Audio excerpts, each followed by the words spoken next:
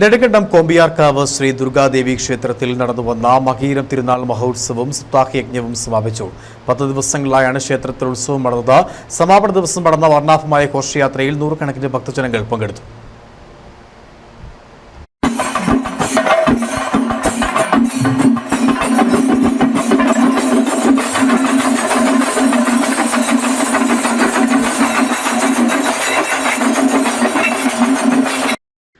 കോമ്പയാർക്കാവ് ശ്രീ ദുർഗാദേവി ക്ഷേത്രത്തിൽ നടന്നുവന്ന സപ്താഹവും മകയിരം തിരുനാൾ മഹോത്സവവും സമാപിച്ചു.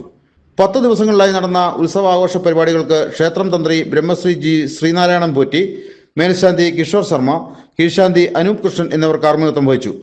ഭാഗവത ശ്രീ നങ്ങിയാറുകുളങ്ങര ബാലകൃഷ്ണ സ്വാമികളുടെ നേതൃത്വത്തിലാണ് സപ്താഹയജ്ഞം നടന്നത്.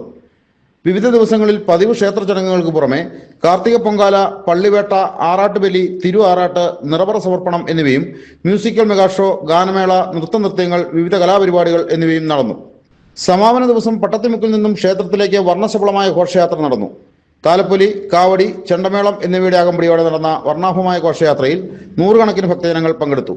ക്ഷേത്ര കമ്മിറ്റി പ്രസിഡന്റ് മധു കമലാലയം, സെക്രട്ടറി ബിജു വൈക്കത്ത്, ആഘോഷ കമ്മിറ്റി, മാതൃസമിതി, യുവജനവേദി ഭാരവാഹികൾ തുടങ്ങിയവർ പരിപാടികൾക്ക് നേതൃത്വം നൽകി. News bureau, Nedumkandam.